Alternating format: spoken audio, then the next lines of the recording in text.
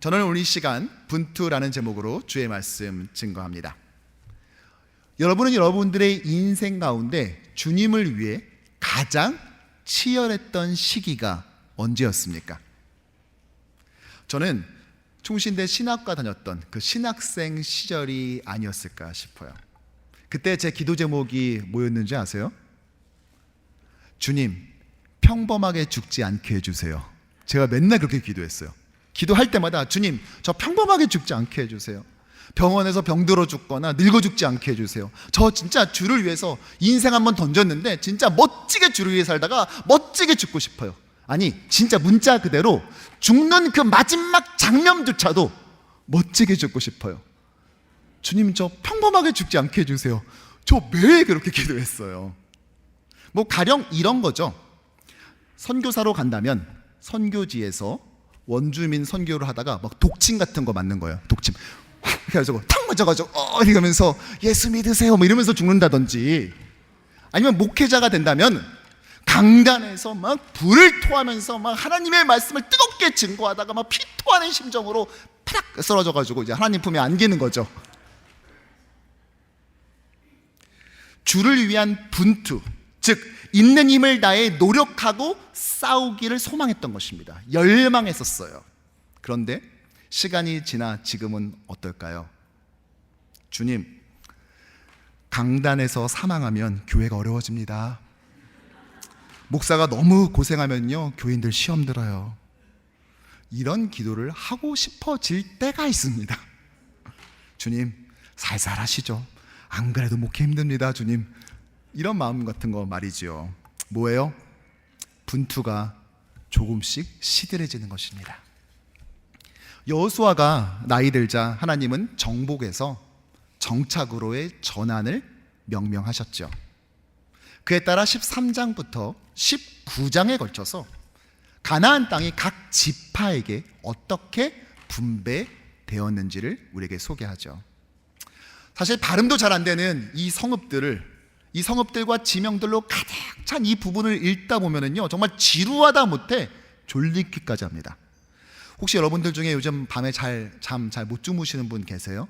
오늘 가셔서요 13장부터 천천히 소리내서 정독해 보십시오. 제가 장담하건대 19장 읽기 전에 스르르 잠드는 주의 은혜를 경험하게 될 거예요. 와, 진짜 천연 멜라토닌이 따로 없습니다. 물론 당시 이스라엘 백성들에겐 달랐을 겁니다. 왜냐? 어느 지파의 어느 가문이 이 땅을, 이 성읍을 갖게 된다라고 써져 있으니까 이게 일종의 누가 이 토지의 소유주인지를 알려주는 토지 대장인 거잖아요. 그러니까 야, 내가 어떤 땅 같지 눈에 불을 켜고 받겠죠. 하지만 우리는 뭐 그 땅, 뭐 이 땅 뭐 다 놔준다고 무슨 의미가 있습니까? 다 옛날 건데 차라리 플러싱에 집 하나 갖는 게 낫지, 그렇죠? 그런데 여러분, 이 건조해 보이는 이 성읍과 지명들의 나열들 사이에 우리는요 예상치 못한 뜨거운 분투와 그에 못지않는 탐욕을 발견하게 돼요. 과연 이 지루한 명단 사이에 도대체 무슨 분투가 있으며 또한 어떠한 탐욕이 도사리고 있는 것일까요? 바라기는 오늘 이 아침에 모인 주의 모든 백성들이 있는 힘을 다해 주를 위해 끝까지 싸우는 분투로서 우리에게 정복하고 점령하라 주신, 정착하라고 주신 이 이민의 삶 가운데 하나님의 영광을 오롯이 드러내기를 주님의 이름으로 축원합니다. 이 본격적인 땅의 분배는요 15장에서 유다 지파부터 시작돼요. 12지파 중에 규모가 가장 컸을 뿐만이 아니라 이 안에서 메시아가 나온다고 예고된 지파이기 때문이겠죠. 유다 지파는 가나안 땅에서도요 가장 남쪽을 분배받습니다. 그리고 21번이나 그들의 경계는 여기다 라는 말이 등장할 만큼 아주 생생하게 묘사를 해주고 있죠. 그런데 갑자기 여기에 느닷없이 갈렙 이야기가 또다시 등장합니다. 지난 시간 우리는 여호수아를 찾아온 갈렙이 오래전 모세에게 받은 토지 우선 선택권을 내밀었다는 것을 살펴보았죠. 그렇죠? 이걸 가지고 있으면 어떤 땅이든지 먼저 찜할 수 있는 겁니다. 사실 저도요 1년에 한 번 이런 특권을 가지게 됩니다. 스타벅스에서요, 제 생일 때면은 어떠한 음료든 가격과 상관없이 무료로 먹을 수 있는 무료 쿠폰을 보내주거든요. 제가 어떻게 하겠어요? 그렇죠. 톨, 그란데, 벤티 사이즈 중에 제일 큰 벤티 사이즈를 일단 선택을 한 다음에 제일 싼 제가 아메리카노 먹겠습니까 그날? 그렇죠. 평소에는 단 한 번도 시켜본 적이 없는, 막 이름만 해도 10글자가 넘어가는 막 그런 복잡다단한 그 비싼 음료를 주문하고 거기에 토핑으로 진짜 무지막지하게 계속 올려달라고 해가지고 그래서 이만큼 쌓아서 요렇게 하면서 나와요. 예. 미안한 마음 없냐고요? 여러분, 제가 그동안 스타벅스에 갖다 바친 돈이 얼마인데 미안합니까? 솔직히 제 심정은요, 내 음력 생일도 챙겨주든다, 전 이렇게 주장하고 싶은 사람이에요.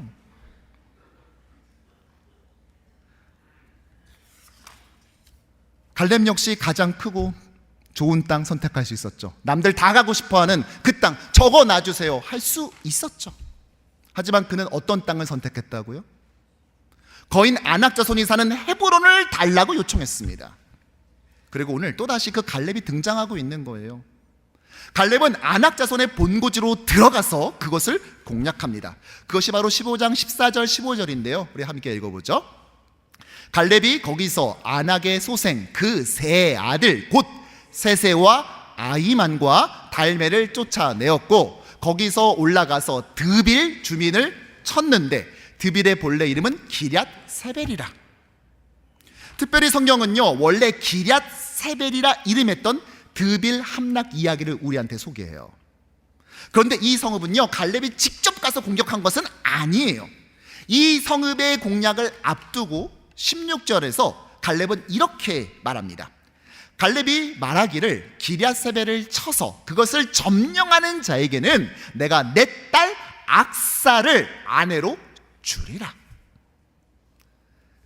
갈렙은 자기 대신에 드빌을 점령하는 자에게 어떻게 한다고요? 자기 딸 악사와 결혼시켜 준다는 겁니다. 여러분, 갈렙은 왜 이랬을까요? 아니 자기가 직접 병사 이끌고 나갈 것이지 왜 다른 사람 시킵니까? 직접 하려니까 아낙 자손에 대해서 겁이 났습니까? 위험한 일은 본인이 직접 안 하고 위험의 외주와 뭐 이런 거 하는 거예요? 이제는 막 용역 쓰는 겁니까? 또 딸은 무슨 죄예요 이게? 이젠 딸까지 팔아먹나? 뭐 이런 생각 드세요? 이렇게 비난할지도 모르겠습니다. 여러분, 갈렙은 왜 자신의 딸 악사의 남편 자리까지 걸어가면서 왜 드빌을 점령하려 했던 것일까요? 그는 왜 직접 나서지 않았던 걸까요? 여러분은 무엇을 발견합니까? 아비의 매정함? 전투에 직접 참여하지 않는 비겁함? 아니죠. 저는 오늘 이 본문에서요 이 갈렙의 자신의 소명을 이루고자 하는 간절함과 분투가 느껴집니다. 갈렙은 왜 직접 나서지 않았는가? 그것은 그의 나이가 이미 너무 많았기 때문이에요. 그는 85세가 넘었고 당시 평균 수명을 고려해 봤을 때 초고령이었습니다. 그럼에도 그는 하나님의 뜻에 따른 충성, 끝까지 충성하는 자였고 자신이 비록 직접 할 수 없다면 다른 누군가를 통해서라도 그 사명을 완수하고자 했던 것입니다. 자신의 가장 소중한 딸을 주어서라도 말이죠. 즉 갈렙의 뜨거운 분투, 즉 있는 힘을 다해 노력하고 싸우는 모습을 우리는 오늘 이 본문 안에서 발견할 수 있어야 된다는 거예요. 그는 출애굽 1세대로서 자기 세대가 이미 40년 전에 했어야 될 이 가나안 정복이 밀리게 된 궁극적인 원인, 이 아낙 자손을 자신의 손으로 정벌하고자 했습니다. 우리는 다 메뚜기와 같다. 동료들의 이 말이 틀렸고 하나님이 우리와 함께 하시기에 저들은 우리의 밥이라는 자신의 신앙 고백이 참이었음을 증명하고자 했던 그 간절함, 그것을 위한 분투함이 있었던 것입니다. 이것이 갈렙의 평생 소명이자 소원이었던 것이죠. 하지만 자신은 전투를 지휘하기에 이미 나이가 너무 많아졌어요. 그래서 직접 할 수 없었죠. 즉 안 한 게 아니라 못한 것입니다. 하지만 그는 이쯤 되면 포기할 법도 하는데 그렇게 하지 않았습니다. 제가 나이가 지금 몇 개인데요, 저 이제 은퇴해야 돼요. 라고 말하는 것이 아니라 내가 직접 못 나선다면 난 저 사람이라도 대신해서라도 나는 이거 내 눈으로 보고야 말 거야 라고 하는 그 분투함이 있었던 것이죠. 그리고 그것을 해냈던 것입니다. 결국 갈렙 대신 그의 아우 온니엘이 나가서 그곳을 정벌하지요.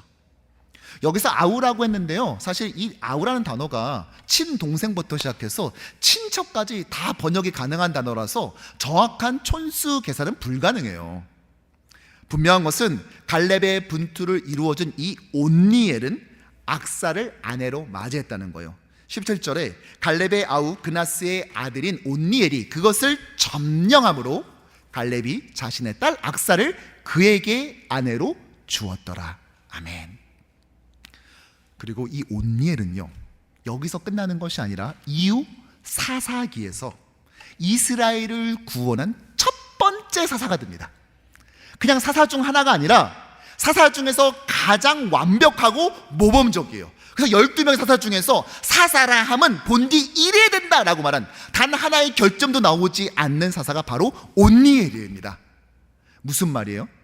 갈렙의 이 분투함은 당대에 끝나버린 것이 아니라 온니엘에 타고 흘러서 그 다음 세대까지도 이어졌다는 것입니다. 그 분투함이 계속해서 이어지고 있다는 것이죠. 요즘 직장 신방을 다니다 보면은요, 참 힘들어요.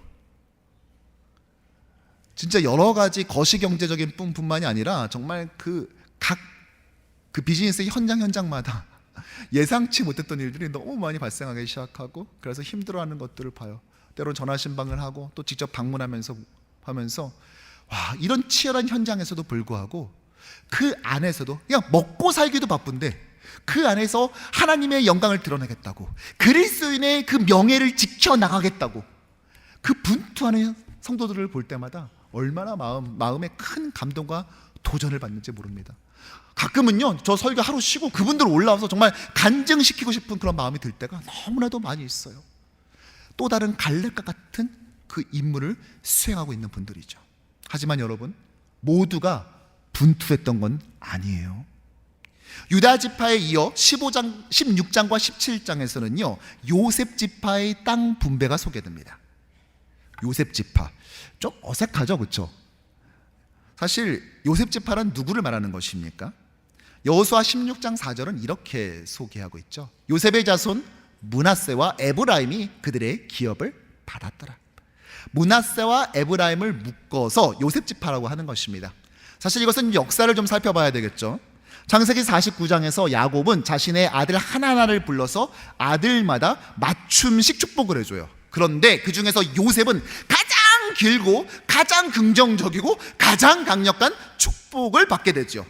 그 결과 그의 두 아들이었던 에브라임과 므낫세는 각각 독립적인 지파를 이루게 되죠. 무슨 말입니까? 자신들의 삼촌들과 동일선상에 서서 12지파의 정식 멤버가 됐다는 것입니다. 규모로도요, 유다 지파에 견줄 만큼 강력한 지파가 되었어요. 그런데 이들 요셉 지파는요, 땅을 분배받은 다음에 여호수아를 찾아와서, 아니 우리들의 인구수에 비해서 이 땅 너무 작다면서 불평을 잔뜩 늘어놓습니다. 자기들이 큰 민족이 됐는데 땅 더 달라는 겁니다. 그러자 여호수아가 그들이 사용했던 큰 민족, 이 표현을 그대로 써서 되돌려줍니다. 15절의 말씀 함께 읽지요. 여호수아가 그들에게 이르되 내가 큰 민족이 되므로 에브라임 산지가 내게 너무 좁을진데 브리스 족속과 르바임 족속 땅 살림에 올라가서 스스로 개척하라. 어떻게 하라? 스스로 개척하라. 맞아, 너희들 큰 민족이지. 그러니까 그에 걸맞게 산간지대로 올라가서 스스로 개척해. 뭐 하라는 거예요? 있는 힘을 다해 싸우는 거, 분투하라는 것입니다. 그럼에도요, 이 얘기를 들은 므낫세와 에브라임은요, 자기를 성찰하기는커녕 이렇게 핑계를 대요. 16절 시작. 요셉 자손이 이르되 그 산지는 우리에게 넉넉하지도 못하고 골짜기 땅에 거주하는 모든 가나안 족속에게는 다 철병거가 있나이다. 이렇게 핑계합니다. 그 산지 해봤자 얼마 땅 안 되고요, 거기 가나안 거민들은 철병거로 무장했어요. 여러분, 철병거가 위력을 발휘할 수 있는 것은 평지예요, 산지예요? 평지죠. 그러니까 산지에서는요, 사실 이거 그냥 무용지물이나 다름없습니다. 무슨 말이에요? 결국 이 두 지파의 말은요, 핑계였던 것입니다. 그들은 크게 노력하거나 분투하거나 땀 흘리지 않고 쉽게 그 땅을 더 얻으려는 욕심을 부렸던 것이죠. 끝내 여호수아는 그 두 지파의 요청을 끝까지 거절합니다. 대신 18절에서 이렇게 권면하지요. 그 산지도 내 것이 되리니 비록 살림이라도 내가 개척하라. 그 끝까지 내 것이 되리라. 네가 개척하라. 끝까지 분투해서 그것을 얻으라 말하고 있다는 것입니다. 이들은요, 자신의 땅이 좁다고 했지만요, 사실 이들에게 주어진 땅은요, 가나안 전체 면적의 3분의 1이었어요. 그리고 우리가 아는 것처럼 므낫세 반지파는 이미 요단 동편에서 또 토지를 받았잖아요. 그래서 한 주석가는요, 요셉 자손은 타협과 무사 안일에 불평을 추가했다, 이렇게 평가하고 있습니다. 재밌는 게 이들은요, 자신들이 큰 민족을 이루었다 이렇게 말하면서 그 이유를 여호와께서 지금까지 복을 주셨다 이렇게 말합니다. 하나님께서 복 주셔서 이렇게 크게 되는데 왜 땅 안 내놓냐는 거예요. 그러다가 그래, 너 이렇게 하나님께 복 주셔서 큰 민족 이루었으니까 네가 가서 개척해, 가서 분투해서 얻어 라고 말하니까요, 하나님 이야기가 싹 사라져요. 하나님이 우리와 함께 하시니까 우리가 가서 싸우겠습니다 이렇게 말하지 않는다고요. 무슨 말이죠? 하나님은 나한테 필요할 때만 잠깐 등장했다가 불리하면 재빠르게 퇴장하는 카드인 것입니다. 여러분, 우리는 정말 분투하고 있습니까? 우리의 이민생활 가운데 우리는 정말 주를 위해서 분투하고 있습니까? 하나님은 내가 꺼낼 수 있다가 또 다시 집어넣을 수 있는 만지작거리는 카드는 아니에요? 괜히 하나님 믿고 하나님을 위해서 분투했다가 있는 힘 다해서 영적 전투를 벌였다가 잘못해서 이거 괜히 피해 있거나 또 손해보는 것 아닌가 두려워하진 않습니까? 아니, 그 하나님께서 우리를 자녀 삼기 위해서 그분은 자신의 마지막 카드인 자신의 아들까지 아낌없이 내어주셨는데 우리는 하나님을 만지작거리고 앉아있으면서 꺼낼까 말까를 저울질하고 있는 그런 모습을 보이고 있지는 않냐고요. 지난 화요일 오전 11시경 시애틀 다운타운에서 한 범인이 쏜 총격으로 일터로 출근하던 30대 한인 부부가 차 안에서 사망하는 일이 벌어졌죠. 특히 아내 되는 자매는 임신 8개월째였어요. 의료진은 태아라도 살려보기 위해서 급히 아기를 뱃속에서 빼내는 수술을 했지만 결국 엄마와 아이 모두 숨졌습니다. 한 달 전인 지난 5월 초에는요, 달라스 인근 쇼핑몰에서 인종 증오에 빠진 범인이 쏜 총격으로 인해서 3살 아들을 포함한 3명의 한인 가족이 숨졌죠. 6살 큰 아들만 엄마의 품에서 살아남았습니다. 신앙생활을 열심히 했었던 그런 가족으로 알려져서 정말 저한테는 정말 남의 일같이 느껴지지 않더라고요. 아마 여러분들도 그랬을 겁니다. 주께서 이 가정들에 깊은 위로를 허락하시기를 소원합니다. 이런 소식 들을 때마다 도대체 이 세상이 미쳐 돌아가는 것이 아닌가 무섭습니다. 과연 이 세상은 회복될 수 있는가 절망하게 됩니다. 이런 상황에서 이런 땅에서 목회한다고 하는 것이 과연 무슨 의미를 지닐 수 있는가 무기력해집니다. 하지만 사랑하는 성도 여러분, 그럼에도 불구하고 복음은 이 땅을 치료합니다. 예수의 십자가는 이 땅에 그럼에도 불구하고 유일한 소망이 되십니다. 그래서 우리는 복음으로 이 땅을 정복해 나가야 하는 것입니다. 눈앞에 어떤 것이 보이던 어떠한 소식이 들렸던 그것에 취해 있고 그것에 낙담하는 것이 아니라 갈렙처럼 끝까지 분투함을 쉬지 말아야 하는 것이죠. 근데 여러분, 이게 끝이 아니에요. 심지어 어떤 지파는요, 이 분투를 회피하는 것이 아니라 아예 처음부터 포기하는 지파도 있었습니다. 여호수아서 19장 47절을 보면요, 우리 함께 읽어볼까요? 그러나 단 자손은 그들의 땅을 잃었을 때 레센까지 올라가서 그 주민들과 싸워 칼로 쳐서 무찌르고 그곳을 점령하였다. 그들은 거기에 살면서 그들의 조상 단의 이름을 따라 레셀을 단이라고 불렀다. 저 지파가 칼로 쳐무찌르고 그것을 점령했다고 하니까 엄청 용맹해 보이지만 아니에요. 그들은 원래 지중해 지역의 땅을 분배받았어요. 앞서 이 앞에 있는 지도에서 보는 것처럼 가장 왼쪽에, 가장 서쪽에 지중해 접안에 있었던 땅을 분배받았다고요. 그런데 이들은요, 이 땅을 정복하기를 아예 포기해버립니다.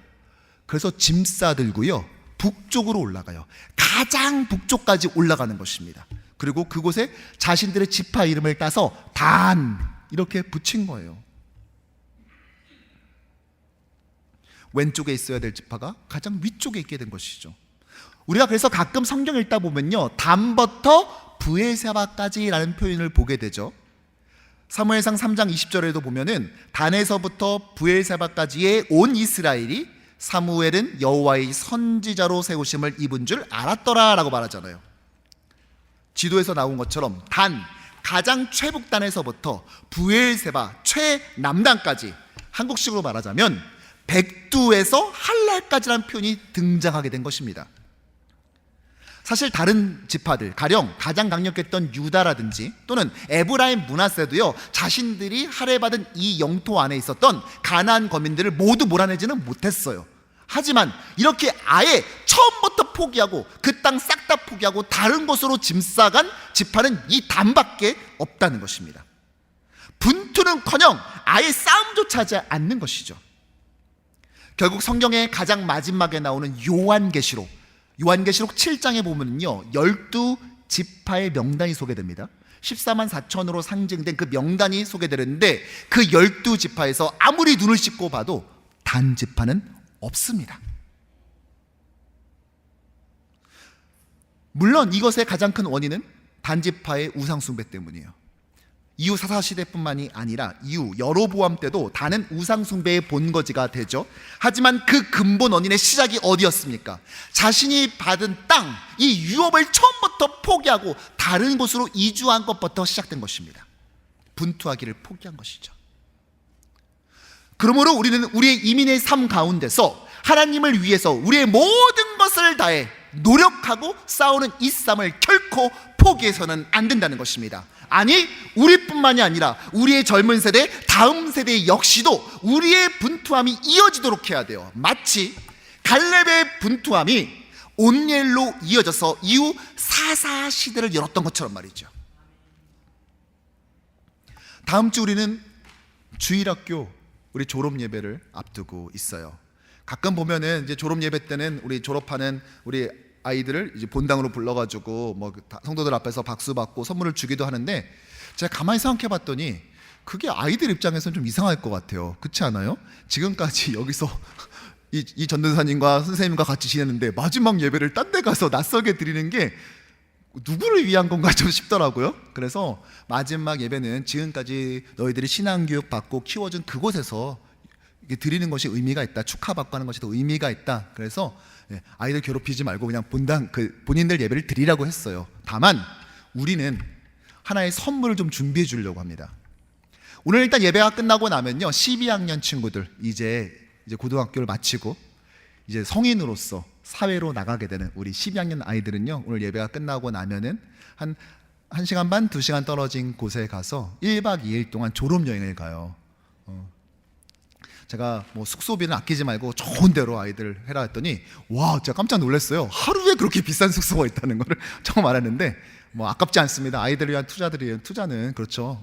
그 아이들이 그 안에서 이제 성인이 되는데, 사회로 나가게 되는데, 캠퍼스로 가고 이렇게 가게 되는데, 또 이곳저곳 흩어지게 되는데, 이 도시도 떠나는 친구들도 있는데, 이제 앞으로 그곳에서 정말 하나님의 자녀로서 어떻게 살아가야 될지, 내 인생을 하나님께 어떻게 맡겨야 될지 고민하는 그 시간들, 함께 나누는 그 소중한 추억들을 쌓을 수 있도록 했어요. 그리고 이제 유초등부, 영아 유치부, 그다음에 초등부, 중학생 아이들도 졸업을 하잖아요, 다음 주에. 그래서 뭘 할까 고민을 하다가 이전까지 어떤 선물을 했냐 물어봤더니 어린아이는 어린이 성경, 조금 큰 애들은 만화 성경 뭐 이렇게 했다는 거예요. 뭐 성경책 소중하죠. 근데 그런 건 다른 때도 할 수 있으니까 졸업 예배 때는 진짜 아주 가끔씩 하는 거지 않습니까? 그래서 좀 특별한 선물 뭐 없을까 고민하다가 제안한 게 이거예요. 아이들이 가장 좋아하는 스포츠 브랜드가 있더라고요. 나로 시작해서 키로 끝나는 그런 브랜드인데 혹시 아세요? 예, 잘 하시는군요. 예. 그 브랜드 운동화를 하나씩 아이들, 이번에 졸업하는 아이들을 사주기로 했어요. 선물하자. 그 의미는 무엇이냐? 이거 신고 이제 앞으로 부모의 눈을 피해서 더 자유롭게 다닐 수 있잖아요. 이제 그렇죠? 상급 학교로 넘어갈수록 더 자유롭게 부모의 간섭 없이 다닐 수 있게 되잖아요. 본인의 선택이 넓어지잖아요. 이제 이 신발을 신고는 하나님이 기뻐하시는 곳으로만 가라. 비록 부모는 너희들 이제 더 이상 많이 지켜보지 못하지만 하나님은 너와 항상 함께 하시고 또 너를 주목해 보시는 분 아니냐. 그러니까 이 신발 신고 하나님이 기뻐하시는 곳으로만 우리 다니자. 함께 결단하려고 해요. 뿐만 아니라 또 하나의 이유가 있어요. 그것은 바로 여호수아 14장 9절 말씀 때문이에요. 우리 함께 읽어볼까요? 그날에 모세가 맹세하여 이르되 내가 내 하나님 여호와께 충성하였은즉 내 발로 밟는 땅은 영원히 너와 내 자손의 기업이 되리라. 아멘. 우리 아이들이 하나님께 끝까지 충성, 하나님의 뜻만을 따르는 충성을 통해 이 땅에 그리스도의 십자가 복음으로 정복될 뿐만이 아니라 하나님 나라를 그 아이들을 통해서 조금씩 넓혀가는 그 귀한 사명을 이 아이들이 이루어가기를 간절히 소망하는 것입니다. 충성하는 자가 밟는 그 땅이 너의 땅이 될 것이다 라고 말한 그 하나님의 말씀이 우리의 다음 세대를 통해서 이루어지기를 주의 이름으로 축원합니다. 그래서요, 이번 주간 수요 예배와 또 토요 새벽 예배에 오시면은요, 입구에 졸업하는 아이들의 이름을 붙여놓은 신발 박스를 저희가 쌓아 놓을 거예요. 그리고 들어왔다 나가시면서요, 그것에 손을 얹고, 비록 잘 모르실 수도 있지만 그 아이들 이름 다 붙여놨으니까 이 아이들을 위해서 기도해 주십시오. 이 아이들이 이것 신고 하나님이 기뻐하시는 곳으로만 다니게 하시고, 이 아이들이 하나님께 분투하고 충성하는 종이 되어서 이 아이들이 밟는 모든 땅이 하나님의 영토가 되는 놀라운 일이 일어날 수 있게 허락하여 주시옵소서.